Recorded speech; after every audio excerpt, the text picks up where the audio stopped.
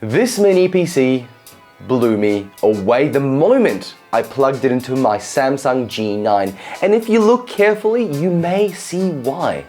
This, my friends, is Windows 11 running at 120 Hz at the native resolution of 7680 by 2160.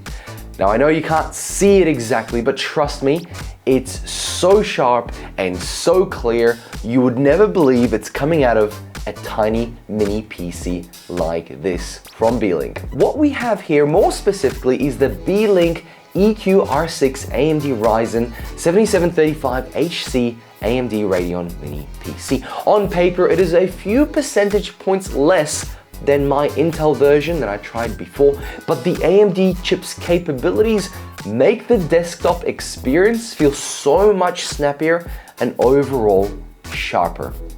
So let me tell you what's good, what's bad, and if you should consider this as your next mini PC.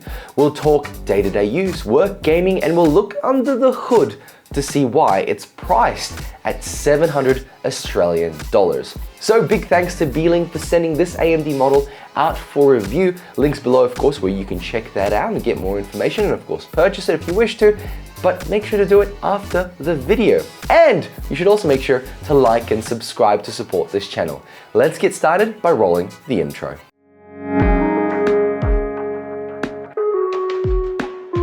Okay, let's start with the specifications for the Beelink EQR6. It has an AMD Ryzen 7735HS and an AMD Radeon graphics chip 6080M, which is obviously built into the same core. It can be spec'd up to different CPUs, a 6600H and a 6900HX, and of course the same Radeon graphics chip inside. The RAM and SSD, the one we have here today, is 24 gigs of RAM with a 1TB M.2 SSD, and it can come in configurations of 24 gig plus 500 gigs of storage with another variation at 16 gigs of RAM and 500 gigs of storage. What's really interesting about this, it has a built-in PSU, and you can see that in this teardown in a moment. It has dual gigabit Ethernet jacks, which I don't think I will use, but it's really beneficial for those who are going to deploy this as a server of sorts. Power cable is quite thin, it's just 2-pin, which makes it really good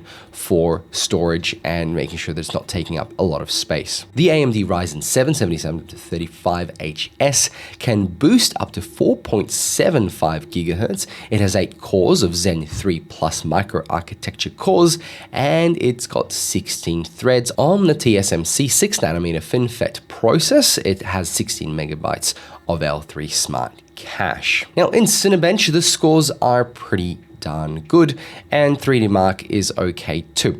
Now it sits well below gaming PCs, but again this works really well as a small server. That AMD Radeon 6800M graphics processor that's built into the chip has 12 CU graphic cores, and it can boost up to 2200 MHz. It is built on the RDNA 2 architecture, and it does really well compared to RDNA 1, which is about a 50% boost. Now, in regards to noise, it is very quiet. Even at load, I measured around 35 to 40 dB. Now, take that with a grain of salt, there are other sounds in the room, but from the device in spec sheets, it says 32 dB, so I'm imagining there was a few dBs in my room that added to it. But it's super quiet, you can't hear it, and to the touch, it is not warm at all. Like, it doesn't get hot, even at load.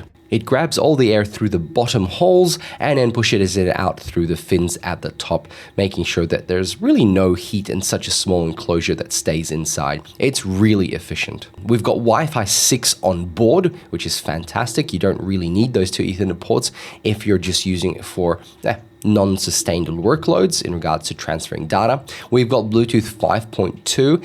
Now personally, I really like the design. It's very small. I'm not sure if I'm a big fan of the corrugated type boxy thing at the top. I would have preferred smooth because I really like the color.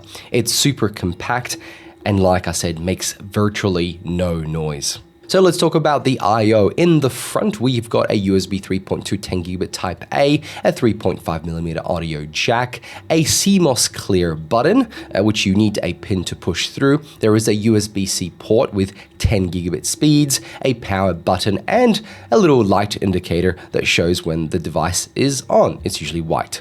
At the back, we've got two USB-A types, 3.2 10GB, two HDMI ports, max 4K 60Hz, and we have another slower USB 2.0 for 480 megabits per second, and we've got two LAN ports and 1 gigabit each, and of course the power cable port. In the box, we get a HDMI cable and the power cable depending on which region you're in. Now, with every mini PC, there's a reason somebody needs to buy it, whether it be for work, in the office, or for maybe your kid to game on. We'll get back to that in a moment.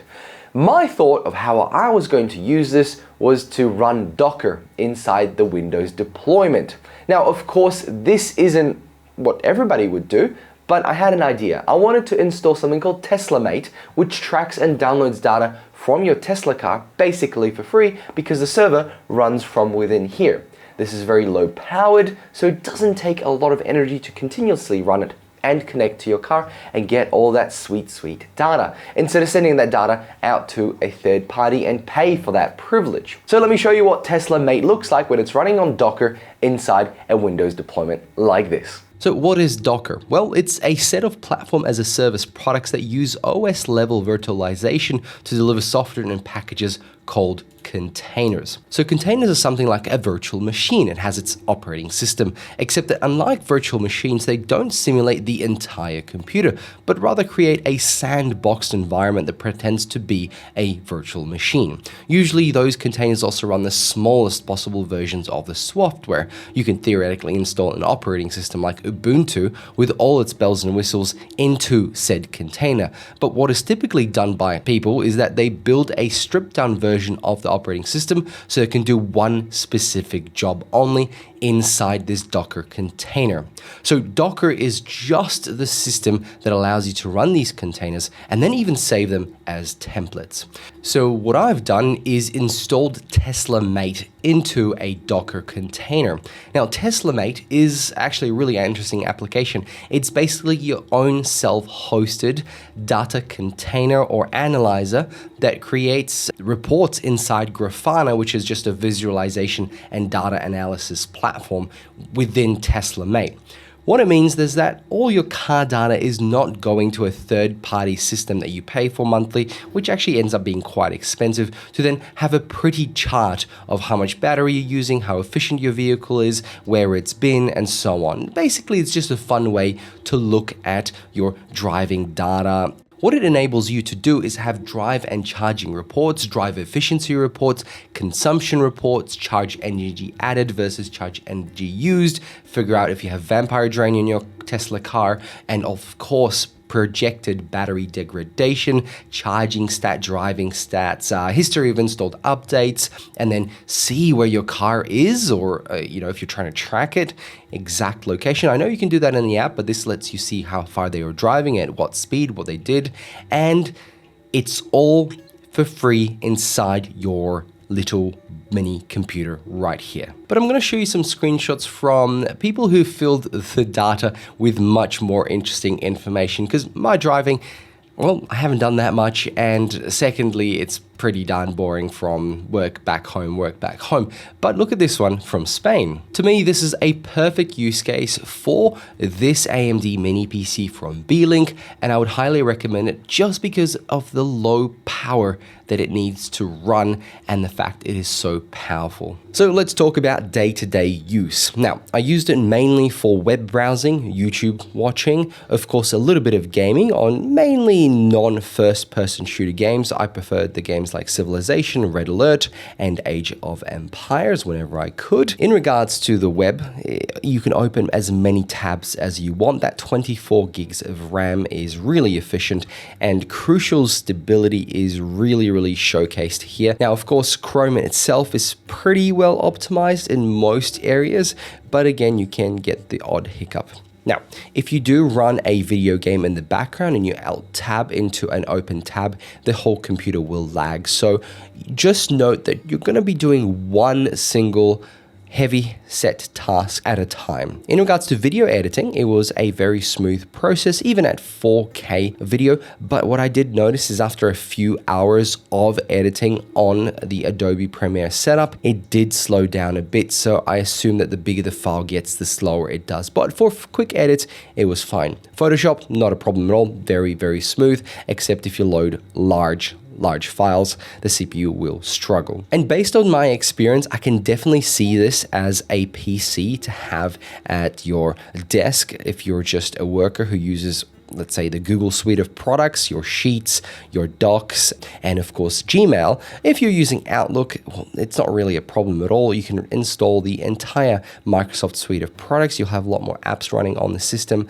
But even on my extremely large monitor with the resolution, the desktop experience was buttery smooth. And this is what I really want to point out. My experience will be very different because I'm not using a 1080p or a 2K or a 4K monitor. The resolution is a little bit odd and it has a harder time running this. So if you're on a 1080p screen, this mini PC not only will it be able to run games at much higher frames than my averages, which are around 30 to 40 in most games, and if you're playing a first-person shooter at 30, it's not great. It's playable, but it's not something that's going to get you into the competitive leagues. So I can see this working out to be a great workplace computer, plenty of I/O for a camera, a keyboard, and a mouse, and of course any other things like even two monitors with the two HDMIs you can split out and have a nice big desktop. Both of them could be 1440p monitors, and that would be a perfect scenario for this mini PC. So there you have it, the AMD mini PC. While on the lower end of the power scale, to me it feels smoother in Windows 11.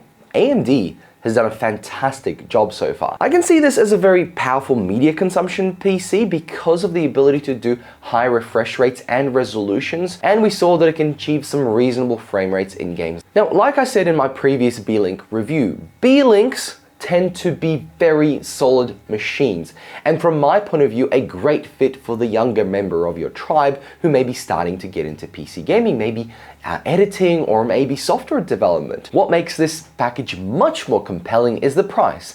Even more so now, at the time of filming, it's on sale. But even at almost $700 Australian, this is a capable mini PC. The cooling design is incredible, and it uses highly reliable parts from Crucial, which I have inside my computer myself, so I'm a bit partial to them. So I would highly recommend this mini PC to anyone looking for a family computer, workstation, or your teenager's first Windows PC. So a big thanks to Beelink for sending the mini PC for review. Make sure to like and subscribe to support this channel. Links below, of course, where you can find the products, and I'll catch you all in another one. Bye.